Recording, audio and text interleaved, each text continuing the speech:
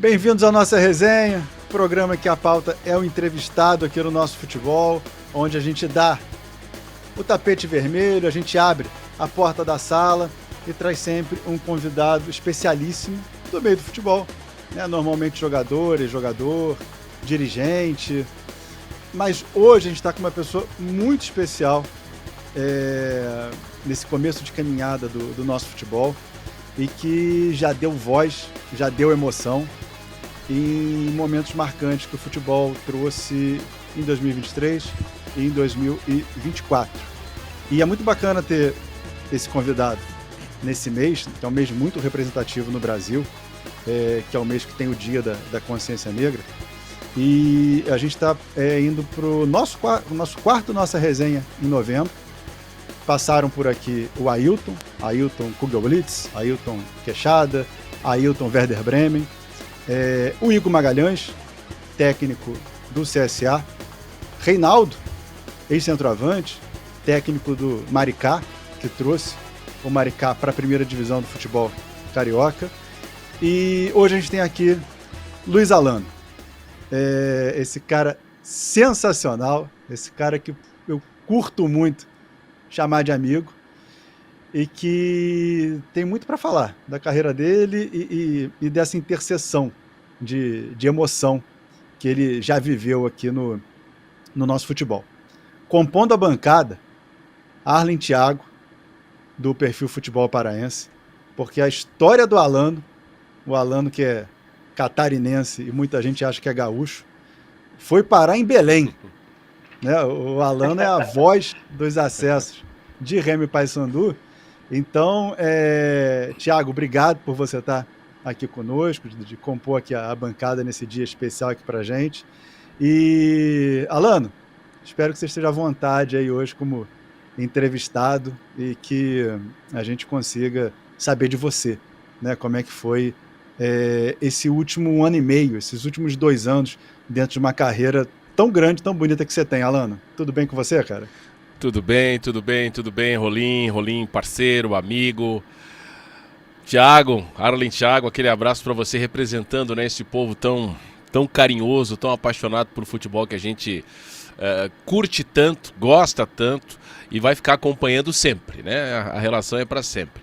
E, poxa, de fato, nós como jornalistas, narradores, a gente sempre está do lado da entrevista, né? Fazendo as perguntas. Nunca é comum para quem conta histórias contar a sua história, mas estou aqui bem à vontade porque estou entre amigos, estou numa casa que eu fico muito à vontade sempre a cada transmissão, a cada programa, e uma casa que eu vejo crescendo desde o início e agora trilhando caminhos cada vez mais importantes e desafiadores. Tomara que 2025 seja tão bom ou melhor, tende a ser do que foi esse 2024 para o nosso futebol e para mim também como profissional.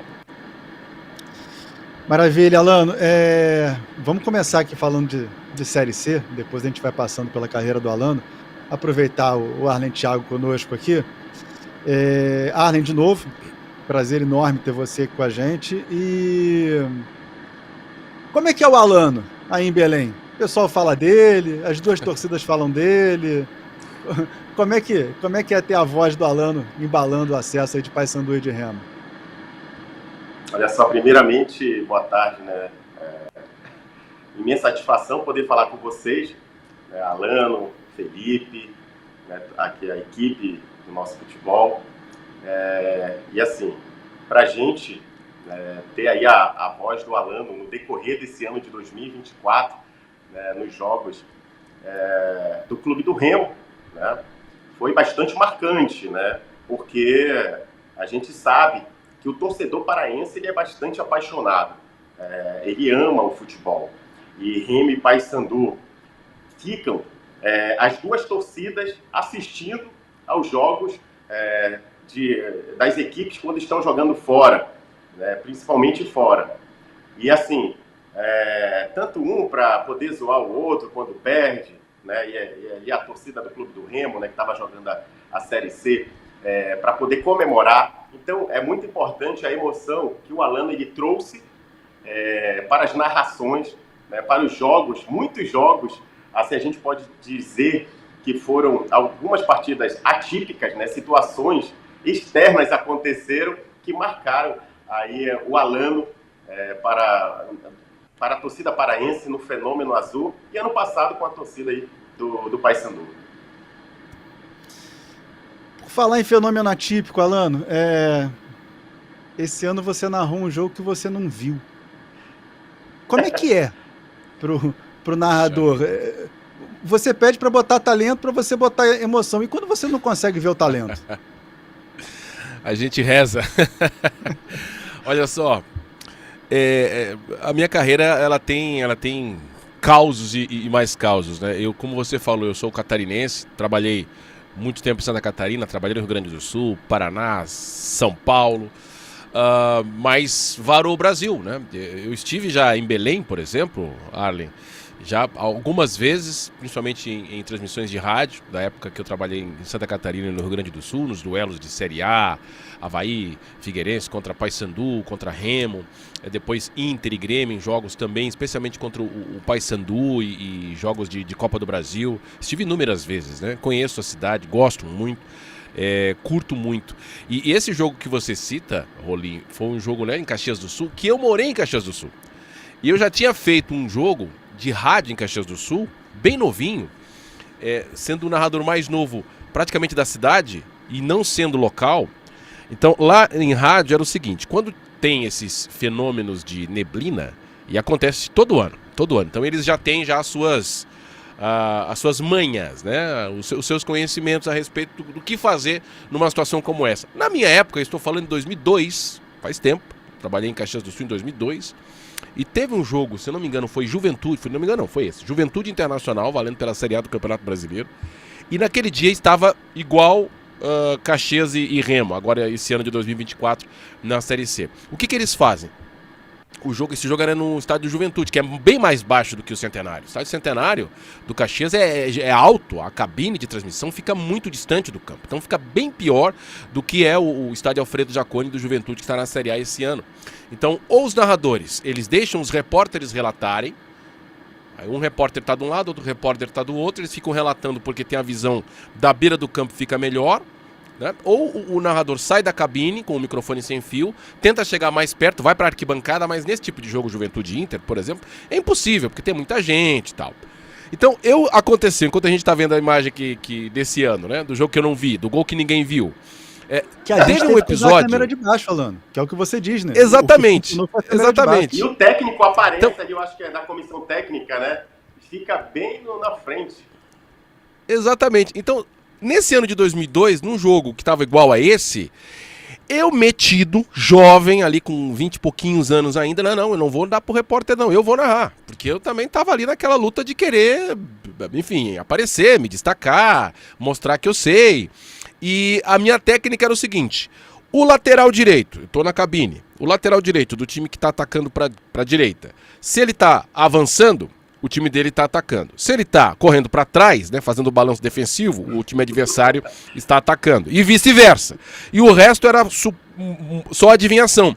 E nessa da adivinhação, eu não faria isso hoje, né? Mas jovem, há mais de 20 anos atrás, o Inter fez um gol com o Daniel Carvalho, ex-atleta Daniel Carvalho, e eu acertei o nome de quem fez o gol num puro chute, porque só ele estava fazendo gol naquela época. Então foi um negócio assim de louco, até foi matéria no jornal. E esse jogo, assim, o nível de tensão que nós estava junto com o Rolim, era muito grande. Porque o começo do jogo tava legal, tava dando pra ver, depois foi piorando, e a nossa técnica, né, nossos câmeras, a nossa parte técnica, com as nossas limitações, fazendo todo tipo de esforço para quem está em casa acompanhasse o jogo e para que quem estivesse narrando pudesse relatar com a maior fidelidade possível, mas chega um determinado momento que não dá. E aquilo, gente, quando a gente está nessa profissão, a gente tem que ter talento, tem que ter estudo, tem que ter um pouquinho de sorte, muitas vezes, mas tem que ter muita concentração, né? E naquele jogo eu estava um nível de concentração tão alto, era importante pro Remo o jogo, né? Exatamente, tem um peso, né? O peso dos dois lados. O Caxias também estava ali nas últimas colocações.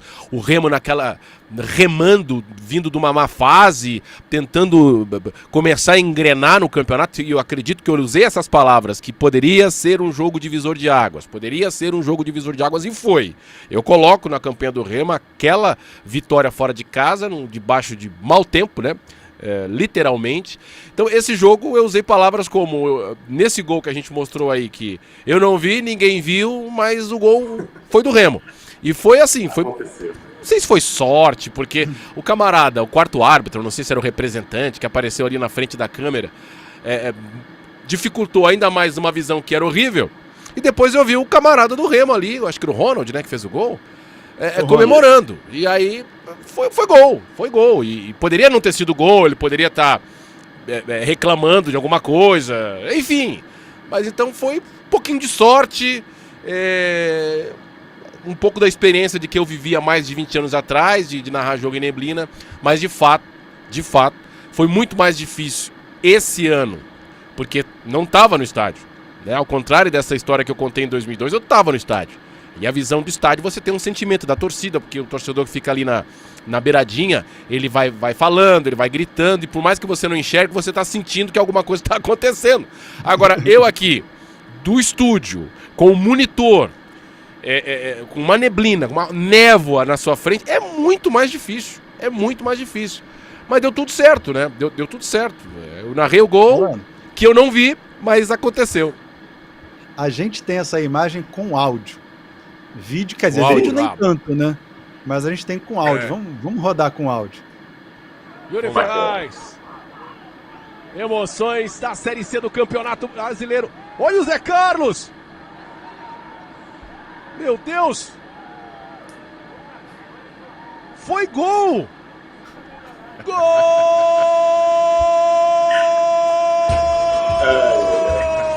Meu Deus do céu. Que isso? É o jogo mais maluco da minha história. É o jogo mais maluco da nossa história. Eu não vi, você não viu, mas o Remo comemora. Ninguém viu. Centenário debaixo de névoa, de neblina. Eu sei é que o goleiro Zé Carlos tentou sair jogando e se atrapalhou, e é gol do Remo. É o quarto gol, é o gol da vitória do Clube do Remo. Jogo divisor de águas de uma temporada 2024. Marcada pela decepção no campeonato estadual, na decepção na Copa Verde. Marcado por toda a não dá pra ver nada, né? de mais um ano na Série C do Campeonato Já teve Brasileiro. o gol do Pavani também, né? Olha isso, gente. Não, e nós não tínhamos repórter, né? Tem um detalhe. Eu citei o caso lá de 2002, tava eu e o Rolim e vocês todos que estavam acompanhando o jogo no mesmo barco. Então, cara, o meu batimento cardíaco na hora que eu tive a sensação de que foi gol, ele foi nas alturas, porque quando você acerta, a galera gosta, tudo, mas quando você erra, a repercussão é muito maior, né? É muito maior. Um erro em rede social hoje repercute muito mais, então é muito do feeling, da experiência pra gritar o gol. Mas foi... Esse ano de 2024 foi um ano assim de coisas malucas que aconteceram na minha carreira. E olha que ela já passou por poucas e boas, mas essa Série C, esse ano foi um ano assim bem diferente, bem legal, inesquecível. É verdade. Arlen Thiago, Alano é seu. Olha só, é importante, né, cara? E essa daí foi a ascensão do Clube do Remo nessa fase aí do campeonato, foi a ascensão. E, Alano, grande narrador, né? Fiz uma pesquisa aqui sobre você, lá de Tubarão, se não me falha a memória, da cidade de Tubarão. Tubarão. Cara, eu gosto Santa muito Catarina. de saber, assim, Santa Catarina, correto, de saber, assim, o início, né, das grandes personalidades, sabe? Tubarão é de um extremo para Belém do Pará, né, um extremo a outro do Brasil, praticamente. Então, assim... a sua voz ecoou por todo o Brasil, mas eu queria saber de você, assim, esse início. Eu vi também que você começou com 14 anos de idade, como operador de áudio. 14 anos, né? Foi. Se essa essa inserção na comunicação, ela já tinha essa vontade, você já tinha essa vontade? Como foi que esse começo do Alano na comunicação? Eu queria ser jogador de futebol. O meu pai foi jogador de futebol. Sim, meu pai foi jogador de futebol, jogou em clubes de Santa Catarina, Rio Grande do Sul, Paraná, interior de Goiás. Então ele jogou até meados da década de 80, parou de jogar em 87. Em 87 eu tinha 10 anos e eu era maluco por futebol, acompanhava tudo. Então, o despertar da comunicação, ele veio sem eu saber. Porque como eu era um filho de jogador, e na época não tinha pay-per-view, imagina, campeonato estadual, você ou ia no estádio, né, ou você ouvia pelo rádio. Então o que um filho de um jogador que gosta do futebol e queria ser jogador fazia? Acompanhava todas as partidas do meu pai pelo rádio. E aí teve uma situação em 86 que ele marca um gol contra o Criciúma e o narrador descreve com precisão que o gol foi um chute de fora da área e a bola bate no morrinho ou montinho artilheiro. E aquilo na cabeça de uma criança de 9 anos, ela deu um parafuso, né? Um trevo, um montinho, um morrinho. O que aconteceu? Eu não entendi o que o narrador queria falar com aquilo. E eu tava vibrando com o gol e eu perguntava pra minha mãe, o pai fez gol, mas o narrador tá falando que é montinho, morrinho, artilheiro, o que é isso? E a minha mãe também não sabia dizer o que era. E eu já tava pensando que o narrador tava tirando um sarro do meu pai, tava xingando meu pai. E eu fiquei muito curioso, muito curioso. Porque meu pai não era de fazer gol, imagina, lateral direito. E quando ele fez um gol, acontece uma frase que me deixa intrigado. Morrinho, montinho, morrinho, o que é isso, gente? E como as cidades são próximas, Tubarão e Criciúma fica cerca de 1 hora, ele chegou na madrugada, o jogo foi num dia de semana à noite, e eu tava lá acordado, eu ia estudar de manhã cedo, a minha mãe mandou pra cama, mas eu fiquei lá esperando só ouvir um barulho da porta pra ir em direção ao meu pai pra perguntar, pra parabenizar, abraçar, beijar ele e perguntar o que é morrinho artilheiro, pai? O que aconteceu no gol? E ele chega cansado do jogo, um pouco sem paciência pra me explicar, porque no final o time ainda perdeu, ele fez o gol, mas o time perdeu. O pai, o que é morrinho artilheiro? O que aconteceu? Não, é que a bola bate na grama e entra. Bate na grama e entra e fui pra cama, fui estudar e não me deixou convencido a explicação dele.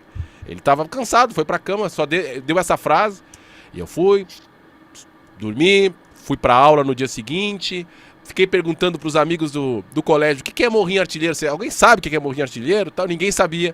Cheguei pra almoçar, aí sim, meu pai tava lá na mesa com a minha mãe. Pai, agora me explica direito, o que é morrinho artilheiro, montinho artilheiro, o que é isso? Aí ele, um pouquinho mais de paciência, já descansado. Não, é que eu chutei, aí nós estávamos almoçando esperando aparecer o gol na televisão, né? Porque os programas de esporte ali dos locais iam mostrar os gols da rodada e entre eles o gol do meu pai. Aí ele explicou, eu mais ou menos entendi, mas ele não, vai aparecer o gol aí, tu vai entender. Aí de fato, foi um chute de fora da área, a bola bateu na grama, no morrinho artilheiro, antes do goleiro cair, no que o goleiro caiu ela passou, entrei. A minha mente fez assim, ó. Explodiu a minha mente.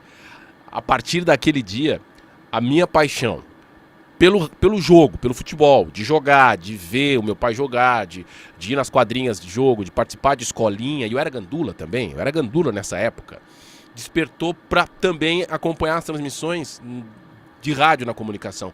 Mas a partir daquele momento do morrinho artilheiro, eu não acompanhava somente os jogos do meu pai, aí eu comecei a acompanhar tudo. Todas as transmissões. Eu ligava um rádio, tinha aqueles rádios de ondas curtas. Não sei se você pegou essa época, Arley. Nós somos um pouquinho mais velho, né? Não sei se talvez não tenha pego essa época de ondas curtas. E aí começava a ouvir emissoras de todo o Brasil. Aí pegava a Rádio Globo do Rio, Bandeirantes de São Paulo, a Rádio Gaúcha de Porto Alegre, Guaíba, a Clube do Pará, que também tinha ondas curtas. Pegava tudo. Eu ouvia de tudo pra me deleitar com as expressões dos narradores.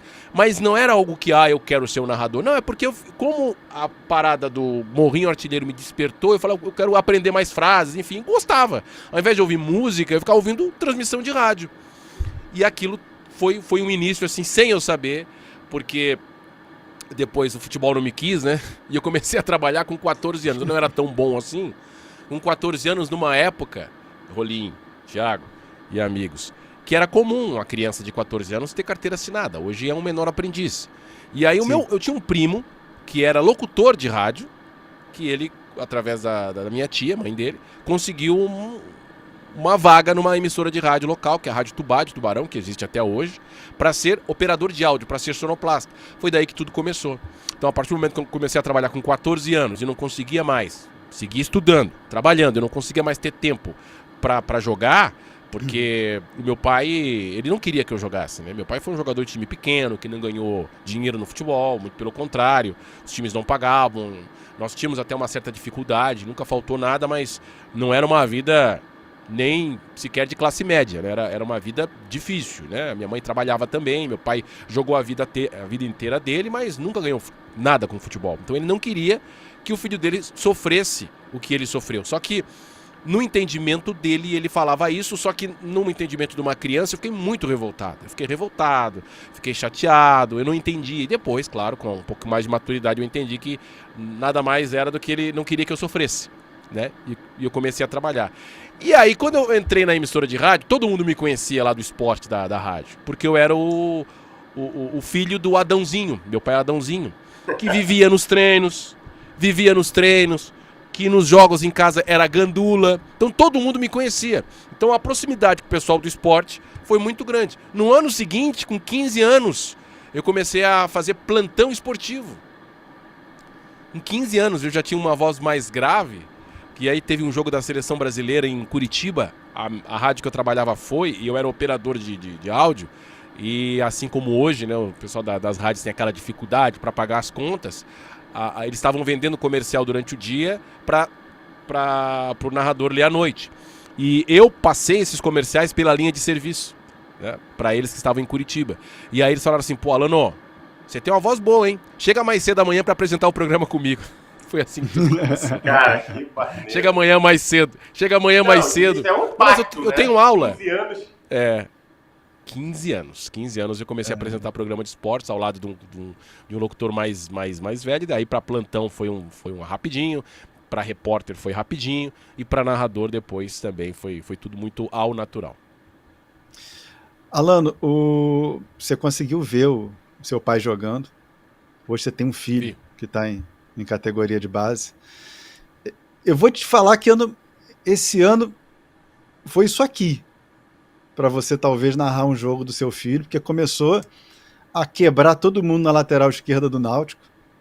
Diego Matos machucou, Luiz Paulo machucou, acho que sobrou só o Luan da base para a posição. Aí era ou improvisar o Luan, aliás, era ou subir o Luan, ou trazer alguém da outra lateral, do meio de campo, mas enfim, ficou próximo do Alaninho subir. Tem essa vontade, tem esse medo, tem essa emoção. Tenho medo. Como é que é você pensar em narrar um jogo do seu filho? Ou você vai dizer, esse jogo eu não narro? Hoje ele tá na Portuguesa, ele acabou saindo do Náutico e tá na Portuguesa, aqui agora tá virando SAF, vai disputar a Copinha. E no começo do ano, até a metade do ano, ele estava no Náutico e sabe que isso, ele tem muito desejo de eu narrar um jogo dele. A minha esposa também, a Patrícia fala direto isso, mas eu não sei se eu estarei preparado. Essa pergunta, essa resposta eu vou dar no dia que acontecer. Muito provavelmente vai acontecer. Porque desde 8, 9 anos eu acompanho o menino nas escolinhas, eu que levava, eu que acompanhava treino, todos os jogos estando presente, fui acompanhando a evolução. Claro que depois que virou base, né, com mais profissionalismo, digamos assim, como sub-17, sub-20, acabando morando distante, mas sempre quando os jogos passam no YouTube, a gente acompanha também. Mas narrar, ter que ser isento com seu filho jogando, eu não consigo, porque eu sou daqueles pais que fica lá, se precisar gritar contra o juiz, eu grito, se precisar, enfim, eu sou um torcedor quando o menino tá jogando. Agora imagina eu ter que ser um profissional com o meu filho jogando. Imagina, ele erra um cruzamento ou faz uma falta. Eu vou perguntar pro comentarista se é falta para vermelho, né? Então é muito difícil. É muito difícil, tá? Eu vejo isso um desafio profissional. Vai acontecer. Mas eu não sei, hoje eu não estou preparado. Eu tenho que amadurecer isso na minha mente para no dia que acontecer eu fazer e não virar meme aí pelo Brasil. Porque tem que respeitar o time adversário, quem ele está marcando, quem ele possivelmente pode driblar ou ser driblado, pode marcar um gol ou sofrer. E dentro da nossa profissão a gente tem um código de ética, né, de respeitar os dois lados. E um pai narrar um filho jogar... Eu já narrei o meu pai de técnico, tá? Porque meu pai parou de jogar e virou auxiliar. Teve escolinha, ele continuou no clube que ele se aposentou, o Hercílio, depois virou Tubarão e virou técnico de categoria de base. E ele era o técnico interino quando o time demitia os técnicos, ele que era o técnico interino. Então eu cheguei a narrar jogo com o meu pai de técnico interino. Eu acho que é mais fácil, porque uma rádio local, o time local, você puxa pro nosso, né? Puxa pro nosso. A rádio de Tubarão, o time é de Tubarão, tá jogando contra o time de Florianópolis, de Joinville, ou uma competição, então a gente puxar um pouquinho a brasa pra nossa sardinha não tem problema nenhum. Então essa parada foi rádio mais regional, fácil. Veículo regional. É veículo regional. Aí é mais fácil. Agora fazer uma transmissão isenta com o teu filho ali jogando, cara... Difícil. Não sei. É difícil. Mas é o sonho dele, tá? É o sonho dele. E a minha mulher fica sempre me incomodando. Acho que esse ano vai rolar, vamos vai ver. acontecer, com certeza. Uma hora vai acontecer. Uma hora vai acontecer. Alano, uma hora vai acontecer. Agora sim, eu vi que você recebeu alguns prêmios, né, aí na sua carreira. Quem vem à memória, né, quando você estava lá recebendo esse prêmio, microfone de ouro e assim, uma forma de agradecimento, né? Porque a gente, na nossa trajetória, existem várias pessoas que contribuem para o nosso crescimento, para a nossa evolução. E quais as pessoas assim que vem na sua mente, uma pessoa que você destaca, que quando você estava lá recebendo essa premiação, você veio na sua memória assim como forma de agradecimento? Eu não tenho uma pessoa específica, sinceramente, assim, eu não tenho uma pessoa específica. Porque foi muito improvável o meu início de carreira, eu me tornar narrador, né? Porque nesse percurso até hoje eu passei por estados, emissoras de rádio, TV, grandes emissoras. Hoje eu sou um funcionário também do SBT, já fui narrador do Grupo Globo, narrando no Sport TV, da RBS TV, lá do sul do Brasil, narrei em grandes emissoras, mas a gente sempre passa por questões assim, muitas vezes de ser subestimado. Então, quando acontece algo legal, eu fico lembrando do que eu passei. Acho que a jornada ela é muito importante na vida de cada um, né? Eu fico lembrando da onde eu vim, o processo, perfeito, da onde eu vim, como é improvável um camarada negro sair do estado de Santa Catarina, no sul do Brasil, que não precisamos aqui alongar como é o sul do Brasil em termos, né, de representatividade, sul do Brasil, do interior, conseguir chegar na capital do seu estado e depois para a capital do outro estado vizinho, chegar numa cidade como São Paulo.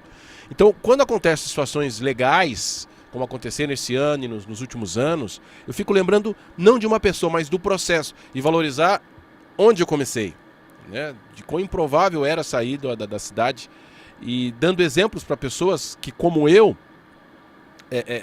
estão tendo hoje um processo e olha para frente, não, eu não vou chegar lá, eu não vou conseguir desbravar, eu não vou conseguir pular esse muro, não. Vai que dá. Levanta e anda. Consegue. Se não for nesse sentido de onde você quer, você pode chegar próximo, você pode brilhar de uma outra forma. E tudo que aconteceu na minha vida, eu sonhei. Eu sonhei em narrar uma Copa do Mundo, sonhei em narrar uma Liga dos Campeões, sonhei em narrar um jogo de seleção brasileira numa Copa do Mundo, 2014, na Rádio Gaúcha, eu narrei. Enfim, sonhei em narrar jogos de Olimpíada, narrei 2012, 2016. Então os sonhos estão acontecendo. E tem mais sonhos, né? O melhor é sempre o dia seguinte. E os prêmios relacionados a profissionais, eles são muito subjetivos, né? Então eu não levo muito isso em consideração. Às vezes tem outros processos envolvidos, mas o que eu gosto de valorizar eu sempre lembro disso, né? Às vezes até quando acontece alguma situação que a gente pensa em reclamar, pensa em dizer que não está valendo a pena, eu digo, não, peraí, da onde eu vim, o que eu passei e aonde eu estou. Eu sempre tento lembrar desse processo de início, de meio e de presente para valorizar sempre o que aconteceu e o que pode também no futuro me presentear. Você falou no Onde Estou, Alano. Hoje você trabalha tanto dentro de um estúdio quanto em casa, né? A gente começa lá atrás no Tubão, né? Também comecei em rádio, e hora era no estádio, hora era no gelado. E a pandemia, ela traz o pessoal para dentro de casa de novo. E dessa vez não é nem produtora, é o Tubão em casa mesmo. Para o comentarista, seja Tubão, seja em casa, a gente perde o olho do campo, a gente fica só com a câmera. Para o narrador perde o olho do campo, ele perde o barulho da torcida, ele perde aquele zum de tribuna, né? Porque aquilo ali a gente vai sentindo a temperatura do jogo. Mas eu vou te falar um negócio. Eu não sei o que se passa na sua cabeça, mas para quem está no ar, eu te digo que não tem diferença, porque eu já vi os dois. O Alano em casa e o Alano no estádio. Como é que é você estar em casa e conseguir continuar botando a emoção que o narrador tem que colocar? Isso aí é desafiador, é desafiador. Inclusive, eu conheço alguns narradores que iniciaram a sua carreira e tiveram todo o processo dentro do estúdio, que quando vão para estádio estranham muito, elevam o tom da voz, acabam perdendo o tom, porque estão acostumados dentro de uma caixa, dentro de um estúdio como esse, com ar-condicionado, com conforto, com espuma acústica, onde você não vai ser atrapalhado por um volume adicional, a não ser o volume ambiente, aqui no nosso caso, né, que é controlado pela produção. Sim. Que se você pedir para aumentar, aumenta, se pedir para baixar, baixa. Agora, quando você está no estádio, não tem como, e dependendo dos estádios, tem cabines que o torcedor fica na sua frente, que está fumando cigarro na sua frente, que está passando ali a tia vendendo um churrasquinho ali na sua frente, então tem o camarada que fica xingando o juiz, ou você mesmo, né, da imprensa na sua frente. Então tem todo um ambiente de estádio que eu sinto falta, eu não nego, eu sinto falta, o lugar de narrador é no estádio, mas a situação hoje econômica e de muitas situações, não é algo hoje aqui do nosso futebol, todas as empresas grandes hoje do mundo fazem esse tipo de processo, a não ser nos grandes eventos estando no estádio. Agora você falou a respeito da diferença e como eu consigo talvez aproximar o Alano do estádio. Eu acho que é concentração, né? Eu tenho uma frase de um ex-colega meu, lá do início da minha carreira, que falou para mim o seguinte: quando estava começando a trabalhar, eu estava cheio de dúvidas como narrador, se eu poderia ser bom, se eu poderia viver disso, se era uma boa aposta. Quando estava nos primeiros meses assim de narração, ele falou uma frase para mim: Alano, encare sempre como uma Copa do Mundo, dê sempre o seu melhor, porque você nunca sabe quem vai estar ouvindo. Minha cidade ali, Tubarão, fica no litoral, perto do litoral, não é litoral, mas 20 quilômetros da praia, e tem a BR-101 que passa ali. Então quem vai para Florianópolis, quem vai para Porto Alegre, quem vai para Curitiba, passa muita gente ali. Ele falava essa tese: dá sempre o seu melhor, seja um jogo pequeno, seja um jogo médio, não tem ninguém ouvindo, mas faça o seu melhor, porque sempre alguém importante pode estar ouvindo. Mas essa questão do alguém importante não vem ao caso. O dar o seu melhor eu não negocio isso aí. Isso eu não negocio. Seja um jogo do Rosenkiel, que a gente vai fazer, seja um jogo do Remo, que é um gigante dentro da Série C, seja um jogo do Real Madrid, como eu fiz agora esse ano e fiz os outros anos, jogo de Champions em TV aberta. Então eu tento aproximar. Não dá para fazer sempre a mesma coisa. Claro que um jogo de uma Champions, no Real Madrid contra o Manchester City, ele vai acabar saindo melhor, porque a imagem é melhor, os jogadores são melhores, as jogadas são bem feitas, pouco erro de passe, as jogadas têm começo, meio e fim, então a narração fica melhor também. Mas eu tento, e não negocio isso, a entrega o máximo. Eu tento me entregar ao máximo, então, não só no ar, mas como o pré-jogo, né? Porque quem não acompanha, quem não sabe muito do nosso dia a dia, pensa que o narrador chega no dia do jogo, ele senta ali, bota o fone, liga o microfone e sai falando. E esse jogo começa bem antes, né? Começa 1, 2, 3 dias antes, ou 1, 2, 3 horas, dependendo do que você já sabe a respeito do time, do campeonato. Então tem uma entrega, tem um estudo, tem uma preparação, tem que fazer a lição de casa para não deixar. Eu tento, em cada transmissão, não deixar pontas soltas. Como geralmente agora é um hábito, muitas transmissões sem repórter, por exemplo, você tem que fazer o trabalho do repórter também. Saber quem está pendurado, saber as informações de quem está fora, não só relatar quem está com a bola, de quem foi o gol, como está a campanha das equipes, qual o impacto de cada resultado pode dar no campeonato, no momento, enfim. É o dever de casa. Então isso eu não negocio. Eu tento igualar e fazer igual, seja um jogo de Champions, uma final de Série C, uma primeira rodada de campeonato estadual, que pode parecer que é menos importante, mas para ter essa entrega, eu não negocio. Quando vai entrando ali, a produção fala 10 segundos, eu fecho os meus olhos, lembro do meu início de carreira e sempre é um lema para mim. Eu lembro dos estádios que eu transmiti, eu lembro quando eu estava começando a carreira lá, fazendo jogos de futebol amador com uma carteira escolar. Sabe a carteira escolar que a gente via a professora Sim. ensinando a gente a ler, matemática? Assim, eu transmiti o jogo com uma carteira escolar à beira de campo, sozinho, narrando, reportando e comentando. Então eu lembro daquilo e falo, não, eu vou dar o melhor agora que as condições são melhores, né? Dê o seu melhor nas condições que você tem, enquanto não tem condições melhores para fazer ainda melhor. Então é isso que eu tento entregar. Tento entregar, às vezes sai melhor, às vezes sai mais ou menos, mas a entrega, pelo menos de preparação e de execução, na minha mente, tem que ser sempre o melhor. Poxa, bacana, cara, muito bom. E a gente acaba eu ficando vi chato aula, por causa né? disso, viu? A gente Não, acaba é ficando muito chato, bom, porque às vezes as coisas não estão acontecendo, às vezes uma imagem não está tão boa, às vezes trava ali um sinal, a gente acaba ficando chato com quem trabalha com a gente, porque a gente está naquela neura, não, vai ter que ser o melhor Sempre jogo, o vai ter que melhor, ser a né? melhor transmissão. E acaba saindo um pouquinho do tom, é chato, sou chato com o comentarista, o rolinho, eu acabo sendo chato com a produção, não tá legal.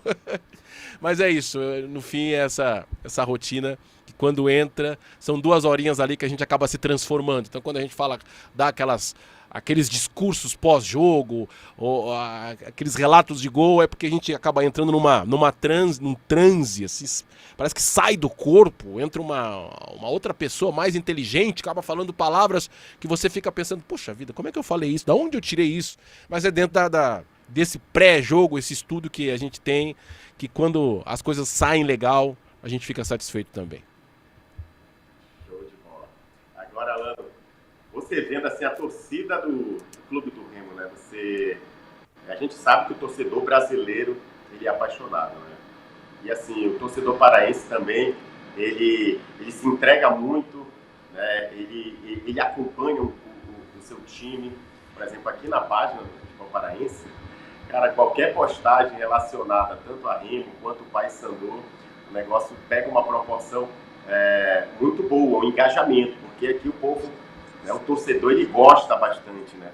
Se aparecer agora uma página do zero falando sobre Remo ou Paysandu, futebol paraense, ela tende a crescer. Então, assim, quando você olha para a região norte, né, agora a gente vai ter grandes eventos. Tivemos agora o treino da seleção brasileira, né? A seleção brasileira também já jogou aqui recentemente. Vamos ter sede da Copa do Mundo feminina. Como você vê esses grandes eventos vindo para a região norte, né? Incluindo no calendário esportivo, né, a nossa região? Uma justiça. Eu vejo com justiça os grandes eventos. Eu não entendi, quer dizer, a gente sabe por quê, que Belém ficou fora da Copa do Mundo no Brasil 2014. Inacreditável.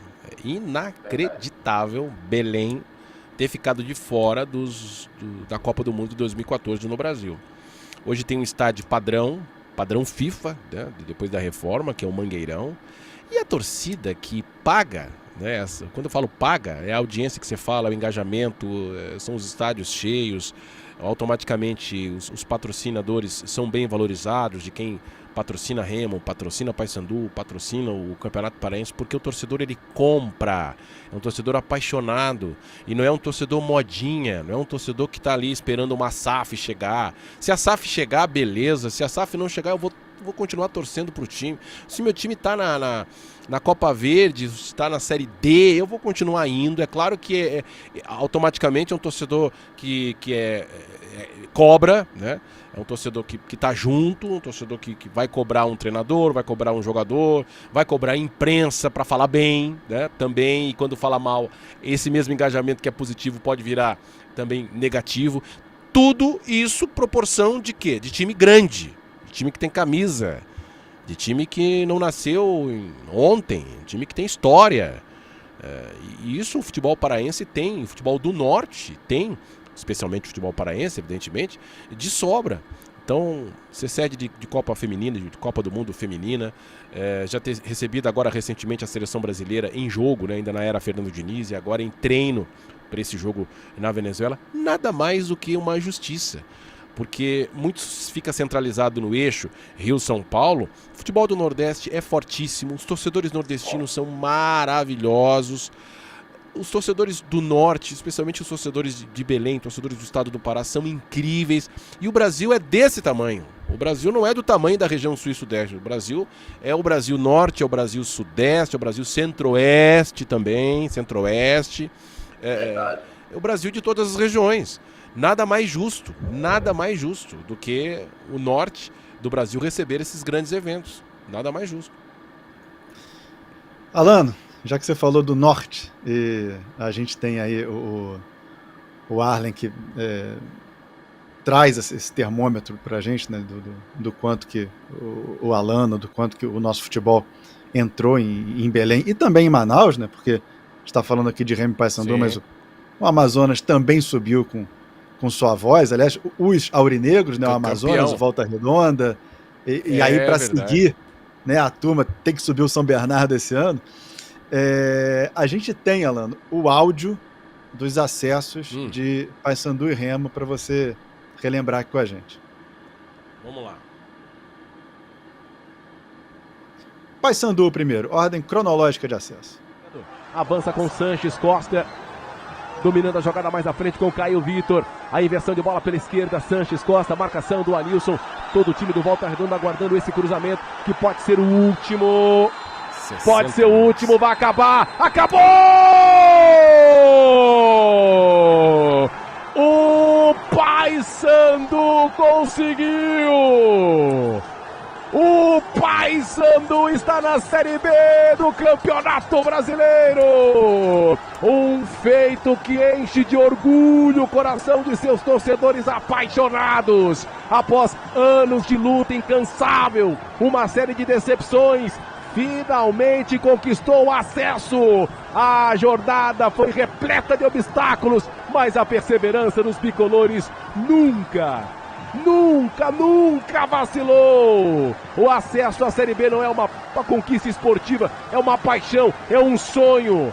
A Série B agora tem o Paysandu, conquistada com uma mistura de emoções indescritíveis. Celebração regada a lágrimas de felicidade, abraços apertados, cantos apaixonados que ecoam por todo o estado do Pará e todo o Brasil. O Papão voltou! O Papão é Série B do Campeonato Brasileiro! Parabéns ao Paysandu, e tinha que ser com esse sofrimento. Com 2 derrotas nas 2 rodadas finais. Quando precisava de apenas 1 ponto nas últimas 2 rodadas, perdeu ambas. Mas mesmo assim, no saldo de gols, conseguiu acesso e o retorno para a Série B do Campeonato Brasileiro. Parabéns à grande nação de bicolores. 2 derrotas esse consecutivas. Esse foi Paysandu, Alano. Não lembrava que tinham sido 2 derrotas consecutivas. Foi sofrido, hein? Foi sofrido. Mas foi legal. Me arrepiei aqui também de lembrar. A gente acabou de reviver aqui a subida do Paysandu, na voz do Alano, em 2023. E esse ano, Subiram Ferroviária, Volta Redonda, Atletique, mas também subiu o Remo. E o Alano contou a subida do Remo dessa maneira aí. Jefferson cobrando na grande área, chegada, João Carlos, a chance, a batida desviada, vai acabar, acabou! É pra você, torcedor do Remo, a vitória é pra quem não desiste. Hoje você está de pé, hoje você está emocionado, hoje você está na Série B do Campeonato Brasileiro, mas ontem foi de sofrimento. Cada cicatriz é um troféu que você carrega. Cara, eu vou falar um negócio pra vocês aqui. É que cortou aí, tinha mais coisa. Essa foi a melhor narração da minha vida. Narração, não é narração de gol, né? É uma narração de acesso. A gente mostrou a do Paysandu. A do Paysandu foi fora de casa, foi de derrota, mas mesmo assim foi legal. Essa do Remo foi incrível. É porque a gente acabou acompanhando toda a temporada, teve aquela passagem da neblina, teve jogos e teve derrotas. E a gente acaba recebendo muito feedback e acompanhando todo o sofrimento do torcedor. Não é a minha primeira temporada transmitindo jogos de Remo e Paysandu. Pelo contrário, a gente, olha, de Série C, fora os jogos que eu já tinha narrado de rádio, né, mas acompanhando assim de maneira mais de TV, de 19 para cá, a gente estava sempre acompanhando o Remo e Paysandu, já tinha narrado vários repás. Só que esse ano estava diferente. Esse ano o Remo estava com um jeito diferente, né? E foi com requintes de crueldade e de emoção até o fim, porque para classificar foi classificar na última rodada. E depois, no meio do quadrangular, entrou forte, mas deu uma trupicada, uma derrota, e depois culminou com o jogo em casa, na penúltima rodada, dependendo de si, com o estádio lotado, 50 mil pessoas. E posso dizer aqui, eu com 47 anos, narrador desde 98, um narrador profissional mesmo, né? Profissional desde 91, mas narrador de 98 para cá, olha, eu narrei várias. Eu tava comentando isso aqui em casa e a minha mulher lembrou, não, mas tem aquele jogo ali, tem aquele jogo acolá. Mas esse, acho que as palavras que eu encontrei, se eu tivesse que fazer isso agora sem a emoção do jogo, eu não conseguiria escrever um texto, modéstia à parte, tão bonito quanto o que eu falei ali no improviso. As coisas foram fluindo naquele transe que eu falei que a gente fica depois de uma preparação e da concentração. Eu tô aqui arrepiado de lembrar, porque eu não sei como as coisas aconteceram daquele jeito, como as palavras foram saindo da minha boca e da minha mente de uma forma tão natural, tão pontualmente precisa, inclusive com a imagem, né? Porque a gente estava acompanhando a imagem, apareceu ali a padroeira, eu falei da padroeira e já foi fazendo um texto com isso, e depois apareceu fogos, e de fato, ó, torcedor do Remo, você fez o Luiz Alano de 2024 falar aqui ao vivo que foi a melhor narração, melhores palavras escolhidas para o evento foi essa. Tá na minha história, tá no meu coração, foi o melhor. Eu posso dizer, testemunhar que tu conseguiste trazer a emoção, né? Porque assim, o torcedor do Clube do Remo, ele vive uma urgência, né? Por conta de algumas situações que o Remo viveu, né? Foi o rebaixamento, subiu a Série D, depois no ano seguinte foi rebaixado, teve momentos que o Remo passou na Série C também, patinando, e assim, você trouxe à tona, né, esse sentimento do torcedor, né, externou em palavras tudo aquilo que o torcedor estava sentindo dentro ali, vendo o seu time, acompanhando. Então, assim, são essas narrações, essa emoção que tu consegues trazer, né, que o torcedor ele se identifica. E eu lembro que eu fiz um corte da tua narração, né, que esse corte ele pegou um engajamento muito bom por conta disso, né, dessa emoção que tu traz quando está acompanhando. É como se fosse tu estivesse torcendo ali, estivesse vibrando da arquibancada junto com o torcedor lá no Mangueirão e trazendo essa emoção e o torcedor ouvindo isso. Então, eu penso que são essas narrações marcantes, né, que tornam o futebol envolvente, né, que tornam o futebol apaixonante, né, quando você tem essa sensibilidade, essa percepção da urgência, da necessidade do torcedor azulino com relação ao seu time, Clube do Remo, esse momento, o acesso, enfim, diante de tantas adversidades, dificuldades, aí o torcedor, ele se identifica e pode ter certeza, né, que essa tua narração, ela vai atravessar gerações, né, porque existem narrações do Clube do Remo que também, até hoje, elas repercutem, né, e o Luiz Alano está na memória do torcedor azulino, do fenômeno azul, com as suas narrações aí marcantes do acesso. É que, dentre as frases, né, que eu falei, que eu lembro que hoje você está feliz, hoje você está emocionado, mas ontem foi de sofrimento, porque o torcedor do Remo sofreu e vinha de um ano de 2024 de derrota para o Paysandu no estadual, derrota para o Paysandu na Copa Verde. Então, cada lágrima é um troféu que você carrega. Hoje você pode comemorar. Mas aquele torcedor que estava ontem, o resumo, o torcedor que sofreu, ele sabe o valor dessa vitória. Porque cada derrota, cada desclassificação, cada tristeza por um não acesso ou por uma derrota num repá, ele está valendo isso agora. Ele pode comemorar porque ele sofreu muito. Ele é um torcedor raiz, é um torcedor que tá sempre, nunca deixou de acreditar, né? Sempre acreditou. E a palavra impossível, que eu usei também no texto, eu estou lembrando aqui, impossível não existe no dicionário azul. Foi isso que eu falei. Então foi demais, eu repito, foi a melhor narração da minha história profissional. Não de um gol, né, de um acesso. E olha que eu narrei vários acessos aí na minha história, viu? Narrei vários acessos de Série B para A, especialmente de finais de campeonatos estaduais ou final de grandes competições internacionais também. Mas isso aí é mérito também do torcedor que é apaixonado. O torcedor faz a gente também se envolver. E não é uma questão, o Luiz Alano torce pro Remo, o Luiz Alano estava torcendo pro Remo. É que a história do clube e o envolvimento da torcida faz a gente se envolver também. E faz saber o que representa aquela conquista que foi, no caso, o acesso, assim como representou pro Paysandu. Por que eu disse que a do Remo foi melhor? Porque também estava em casa, estava 50 mil pessoas e foi uma vitória e um acesso com vitória, né? O do Paysandu, ele podia perder por 1, não podia perder por 2 e foi daquele jeito, usei as palavras legais também naquele momento, mas essa aí do Remo foi demais, foi demais. Agora é em busca de superar. Vai ser difícil, tá?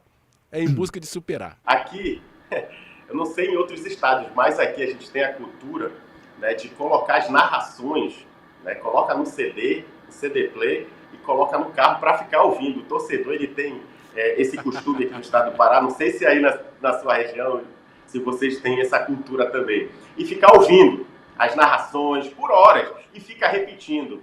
E o Luiz Alano vai entrar nesse pacote agora da cultura paraense, onde o torcedor vai colocar o CD Play ali no carro para ficar ouvindo. Eu acho que agora é pendrive, né? O pessoal colou de perto pendrive e vai ficar ouvindo a narração no estacionamento do Mangueirão, ó. Eu estou abrindo aqui a minha rede social e eu coloquei, inclusive, fixado ali no perfil do Instagram essa narração do acesso. E eu vou contar um negócio para vocês aqui. Tô vendo agora, tá? Ela superou 1 milhão de visualizações no meu Instagram. Nossa. Ela tá com 1.100.000 visualizações, não para. Não continua espalhando para todo o Brasil. Aí torcedores de outras partes também estão acompanhando. Então foi legal. Foi legal. Não só tá na história do Remo, mas tá na minha história também, porque foi demais. Foi um acesso, então, e a gente fica aí na torcida agora pra dupla, né, também, pra dupla repar na Série B do Campeonato Brasileiro. Alano, tem a questão da torcida, né? Quando você narra um título ou um acesso ou algum jogo muito importante de um clube brasileiro, né? Porque tá aqui no nosso dia a dia, né? A gente esbarra na rua ou é impactado em rede social. Mas pro futebol como história, como jornalista, cara, você tirou o Leverkusen da fila. Você é a voz do título que nunca houve. E toda semana, será que vai continuar invicto? Será que não vai? Caramba, tá perdendo. 42 segundo tempo, 43, empatou. 48 segundo tempo, virou. E muitos desses jogos o nosso futebol passou, inclusive o último, né? O Leverkusen contra o Augsburg, que foi em casa na última rodada. Não tem o impacto do torcedor, mas é aquela questão também de eu narrei história. Você tem isso também, Alan? Tenho. São coisas diferentes, Tenho. Uma coisa é o trabalho, outra coisa é aquela comunhão com o torcedor na rua. É o segundo time, não vou dizer alternativo, né? Que o Leverkusen tem um pouquinho, tem peso, porque teve vários brasileiros. Olha só as imagens aí. Olha que loucura. É porque a gente ficava sempre falando, né? O Neverkusen vai deixar de ser o Neverkusen para ser o campeão. O primeiro foi o Lille, da França, que na temporada, se não me engano, 21-22 também, eu narrei o título do Lille. E agora do Leverkusen. Mas a do Leverkusen foi assim, de uma forma arrebatadora, né? Foi demais. E foi a primeira temporada. Olha o nosso futebol, não é o Luiz Alano, é o nosso futebol. Primeira temporada do nosso futebol na Bundesliga já veio com o título de um time improvável. Porque quando a gente fala de Bundesliga, o primeiro time que vem à mente de todo mundo é o Bayern de Munique. E o Bayern de Munique foi terceiro colocado. Então foi especial para mim, foi especial para o nosso futebol. E uma campanha invicta, né? Gente, ganhar um campeonato invicto é muito raro. E ganhou assim de uma forma, com uma autoridade impressionante. Então também tá na minha história as partidas com o Wirtz, com o Boniface, com o Grimaldo, com o Frimpong, com o Xabi Alonso ali à beira de campo. Sempre muito elegante, como um maestro, gerando essa orquestra. Acho que esse ano vai ser difícil de repetir. Mas a temporada essa que passou já valeu por tudo, né? De tirar o time de uma fila histórica, de nunca ter sido campeão, levantar a salva de prata, ser campeão invicto e ganhou também ganhou a Copa, né? Ganhou a Copa da Alemanha, ganhou a Supercopa nessa temporada, então uma tríplice coroa histórica, que mesmo se essa temporada não for repetir, de ser bicampeão, mas já pagou contas históricas desse Bayer Leverkusen. Teve tantos bons jogadores e foi nesse ano passado agora que eles conquistaram essa taça. Alan, deixa eu aproveitar o Xabi Alonso aí com a Master Chale aí, com a salva de prata.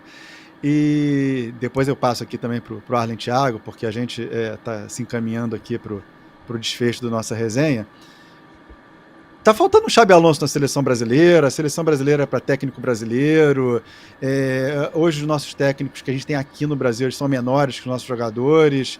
Me dá uma apanhada do que a gente viu até agora nas eliminatórias. Eu acho que chegou o momento. E a própria CBF sabe que chegou o momento, porque eles estavam negociando ou tentando. Esse é um momento do Alano na área né? dentro da nossa resenha, porque agora o Alano também tem um programa. Boa, viu, Arlen? Ô, Thiago, manda pra rapaziada aí de Belém que toda segunda-feira, 2h30, eu faço uma resenha aqui com o Bruno Maga, falando sobre os assuntos aí do futebol, tá? Pode espalhar aí no seu canal também, que a gente agradece. Vou acompanhar, tá bom? hoje. Beleza, sempre no YouTube e também no canal do Nosso Futebol. Bom, o presidente da CBF chegou a flertar com o Carlo Ancelotti, que seria maravilhoso, né? Seria maravilhoso. Eu vejo que o nosso campeonato brasileiro, hoje, é melhor do que o campeonato brasileiro de 10, 15 anos atrás. Se deve ao investimento dos clubes, ao nosso poderio da moeda em relação aos irmãos sul-americanos, e isso se explica até pela conquista seguida de brasileiros na Libertadores da América, mas eu também atribuo a presença maciça de técnicos estrangeiros. É uma opinião muito pessoal.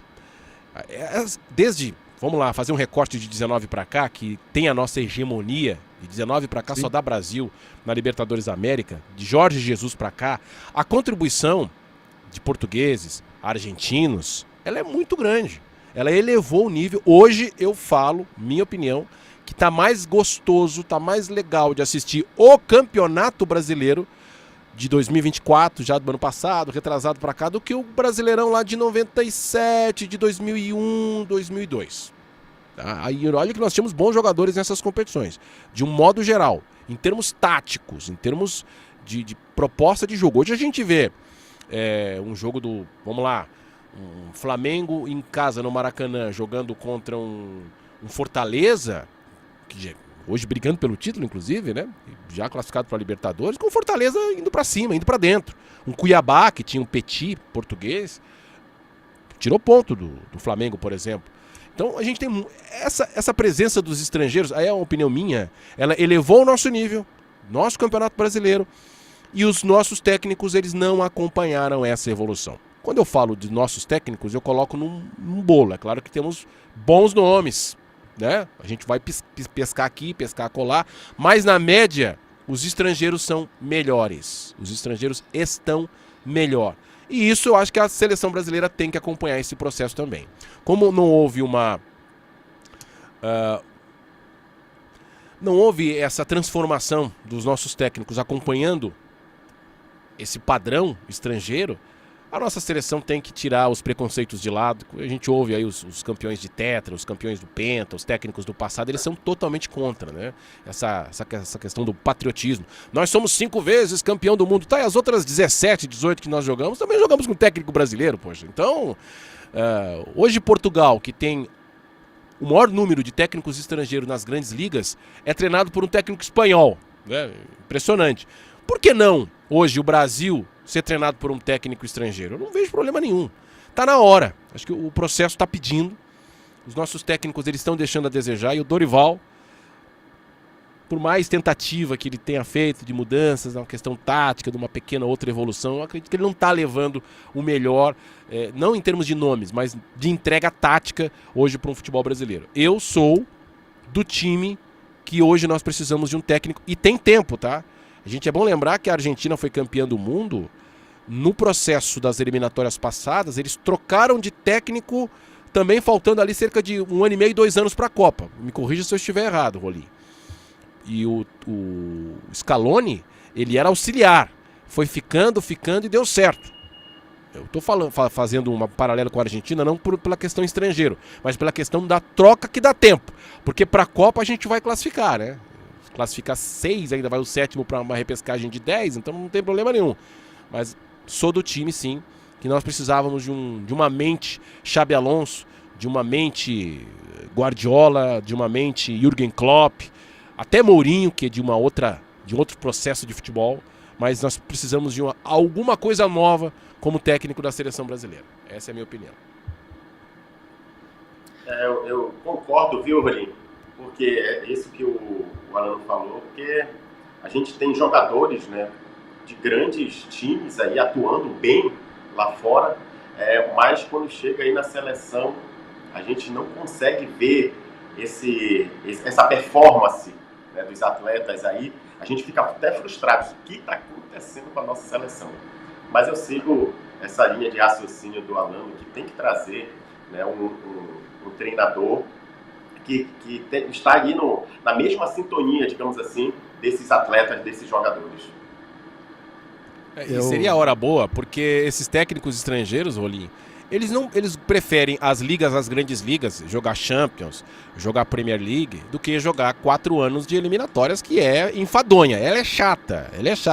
Então você faz uma proposta pontual para 1 ano e meio, o camarada, seja lá o Klopp, o Guardiola, o Mourinho, enfim. É o seguinte, ó, é 1 ano e meio, tá? 1 ano e meio, acabou a Copa, você tá liberado para voltar para sua equipe, enfim. Porque é difícil, você pode ver até a lista dos técnicos de seleção, tem poucos que são da primeira prateleira, porque os caras da primeira prateleira, eles não querem seleção para ficar jogando 1 vez, 2 vezes no mês. Ele quer adrenalina de toda semana, tá ali treinando, jogando, treinando, e a seleção se encontrar pontualmente. Então, talvez esse momento agora da virada de 24 para 25, a Copa é em 26, 1 ano e meio, faz ali um contrato pontual para ele dar um jeito, ele quem, não sei, para dar um jeito na seleção, a gente chegar mais competitivo para a Copa de 26. Eu acho que todo mundo, né, Alano? Perguntarem para você, né? Quer narrar jogo quarto domingo? Quer narrar jogo de 2 em 2 meses quando tiver jogo de seleção, né? A gente que gosta, né? A gente acaba querendo ver todo dia, né? Ver, participar, sentir a adrenalina, né? Tudo aquilo que faz parte. A gente está encaminhando aqui, Alan, mas eu tenho que tocar na questão também da Copa do Nordeste, né? Você falou dos seus sonhos aí, falou de Copa, de Olimpíada, de jogo grande, de título. Eu não sei se a Copa do Nordeste tinha passado pela sua cabeça, até por uma questão geográfica também, de posicionamento de carreira, onde que a Copa do Nordeste estaria, onde você estaria, mas vocês casaram e rolou um Ceará Sport alucinante no ano passado, alucinante, e um Fortaleza CRB esse ano que entregou muito mais do que a gente achou que ia entregar. E tá vindo uma outra aí, batendo na porta. A gente tá fazendo aqui a nossa resenha em novembro. A tendência é que comecinho de janeiro ali, mal virou o ano, já tem qualificatório de Copa do Nordeste. Qual foi o tamanho para você também de ter acrescentado mais essa competição aí no portfólio dessa carreira grande que você tem, Alan? Olha, eu não vou ser hipócrita aqui. Eu não conhecia a grandeza da Copa do Nordeste. Eu fui impactado. É claro que eu conhecia a competição, sabia de todas as informações, mas estar presente, narrar os jogos das equipes grandes do Nordeste, ver o tamanho da repercussão, o tamanho da importância que eles dão a essa competição, eu estou abrindo aqui o meu coração para dizer que eu fui impactado, eu fui consumido por essa paixão. É uma competição, é a melhor disparada competição do primeiro semestre do futebol brasileiro. Ah, mas o Paulistão é chato. Paulistão, ele é chato. Tem um regulamento difícil de explicar. Eu não estou falando da questão técnica, eu estou falando que é chato. Um time está num grupo, enfrenta do outro grupo e a classificação é chato. É chato. Tem a maioria dos clubes de Série A, pode até ter mais agora, né? Tá nessa briga, enfim. Mas primeiro semestre, futebol regional é Copa do Nordeste. Não tem conversa. Eu fui impactado. A grandeza dessa competição, acho que eu fiz 2 finais nessas 2 temporadas que o nosso futebol transmite, a gente vai para a terceira. É incrível. Aí você tem agora, a gente pode ter mais times na Série A do Campeonato Brasileiro. Então você tem times do tamanho do Fortaleza, do Bahia, do Vitória, do Sport, do Ceará. Aí você tem CRB, você tem CSA, você tem Botafogo, você tem o Náutico, você tem o Santa Cruz. É só time grande, velho. É só time grande. E as torcidas, elas adoram a Copa do Nordeste. Elas priorizam a Copa do Nordeste. Elas querem bater no peito ao final da competição e dizer, eu sou o maior do Nordeste. Então é uma competição maravilhosa. Eu fui impactado, eu fui abduzido, fui consumido por ela. E abro aqui meu coração para dizer que eu não dava esse peso todo, né, pela questão geográfica que você falou mesmo. Nas minhas emissoras, nos meus trabalhos, eles não cobriam, não acompanhavam. Automaticamente, quando estava acontecendo a Copa do Nordeste, estava fazendo outros eventos. Então, eu não sabia do tamanho, de fato, que essa competição representa para o povo nordestino. Para o orgulho, para a identidade de cada estado, de cada cidade. E as rivalidades regionais, que elas são gigantescas. Você coloca um Sport e Ceará pela frente, é um negócio gigante. Gigante. Um Bahia e Fortaleza é um negócio de louco. Isso sem falar dos clássicos estaduais, né? Então é uma competição maravilhosa, incrível. Que bom que a gente vai estar em mais uma. Agora já tô dentro. Agora tá dentro já, né? Que bom, porque a Copa do Nordeste ela é sensacional. E antes de ter o projeto do Nosso Futebol, a gente também narrou uma final de Copa Verde, também foi um negócio alucinante. Foi com o Paysandu, né? Foi com o Paysandu. E Vila Nova. Foi Paysandu e Vila Nova? Isso, Paysandu e foi Vila Nova. Foi pros pênaltis também. Copa Verde. Foi pros pênaltis, é verdade. E teve um placar e, olha, diferenciado, agregado 10-0 Paysandu. Agora, né, nessa temporada recente. Né? Nós fizemos a temporada retrasada, né, Rolim? Foi, né? 22, não foi? Não, foi. Terminou uma semana antes da Copa do Mundo. Isso. João Vieira, inclusive, acho que fez o gol de falta. Tá lá ainda. Isso, exatamente. Foi. Essas competições regionais, elas são legais, elas são bem legais. São bem legais. Bom, deixa eu agradecer demais aqui, Arlen, Thiago, pelo seu tempo, pela sua agenda, pela sua vontade de estar aqui com a gente.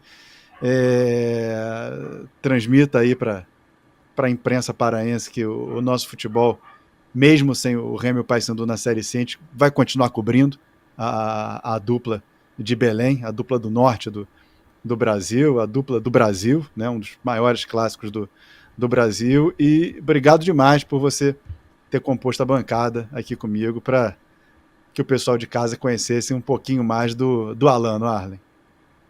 Tá certo. Eu que agradeço também aí ao convite, né, de poder estar aqui com vocês na bancada, Felipe Rolim, Luiz Alano, né, e assim, para mim, eu fico lisonjeado, né, em poder participar com vocês desse momento, né, do nosso futebol, agradecer também ao nosso futebol, toda a equipe, pela temporada de 2024, né, 2023, todos esses anos, né, que vem aí juntamente com a nossa página Futebol Paraense, essa parceria. Muito obrigado. E Felipe, tem uma amiga aqui da imprensa que também é sua fã, o nome dela é Melvia Rolim. Ela disse que vai ter oportunidade de te encontrar, dar aquele abraço e fazer uma resenha contigo. Alano, parabéns pelo excelente trabalho que você vem desempenhando aí, pela sua carreira, pela sua história. Você é uma referência, né? Ontem foi o Dia da Consciência Negra e você aí é uma referência no jornalismo, na narração, enfim, na imprensa esportiva nacional. Então, parabéns e muito obrigado pelo convite. Obrigado. Demais. Alanão, cara, é bom demais. Às vezes a gente fica aqui escondido, né? Só aparece a voz ou só aquela carinha pequenininha ali no canto do vídeo.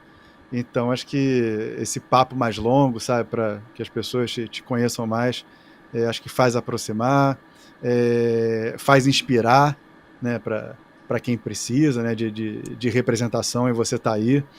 E que 2025 venha, que tenham mais desafios, menos jogos com neblina, menos jogos que menos jogos que a lateral some com a chuva, mas que muitas histórias sejam contadas ainda com a sua emoção, Alano. Poxa, eu estou muito à vontade aqui com o nosso futebol. Essas últimas temporadas têm sido assim muito agradáveis e muito acolhedoras, né? É uma turma que sabe fazer, está crescendo demais. E eu espero crescer com vocês. Eu estou muito à vontade aqui, que mais competições apareçam, que grandes jogos surjam. A gente está sempre à disposição. Quero deixar bem claro aqui que o nosso futebol é minha casa também e pode contar comigo sempre. E Arlen, muito obrigado aí pelas suas palavras. Transmita também aqui, de minha parte, todo o carinho que eu tenho pelo futebol paraense, pelo Remo, pelo Paysandu. Não estaremos juntos, né, nessa próxima temporada, e que faça uma boa competição na Série B. A Série B ela está com as duas maiores torcidas do Norte e certamente elas, quem não conhece, vão se encantar com elas, porque seja no Sul, seja no Centro-Oeste, no Nordeste, onde esses clubes jogam, elas sempre estão. Tá? Muito obrigado pelas palavras, transmita também todo o meu carinho ao Fenomenosão, a torcida do Remo, e que sigam sim ouvindo as minhas narrações e sempre lembrando aqui do nosso trabalho, que a gente vive disso, como diz o meu amigo, a gente vive disso também. Um pouquinho de aplauso a gente agradece. Tá? Você está imortalizado na torcida de Remo e Paysandu. Como eu falei, da cultura paraense, o pessoal vai para o estádio, no final do jogo coloca lá as narrações, até antes do jogo coloca as narrações da campanha, enfim. Então você pode ter certeza que o torcedor paraense estará com você aí e agradece pelas narrações. Se tiver uma dessas, se você estiver próximo, filma e manda pra mim, por favor, vai ser legal demais ver isso. Tá? É legal. Boa, legal. Obrigado, galera Rolim, de casa, demais, tá? Esse foi o Nossa Resenha, com esse entrevistado mágico especial, Luiz Alano. Você que está vendo a gente pela TV, obrigado pela audiência. Você que está vendo a gente pelas redes sociais do Nosso Futebol. Espalhe o programa muito bacana. A gente volta com Nossa Resenha ainda esse ano. E eu só tenho a agradecer aqui a audiência, agradecer ao Arlen Thiago, agradecer ao Alano. Nosso Futebol, o canal da maior paixão nacional.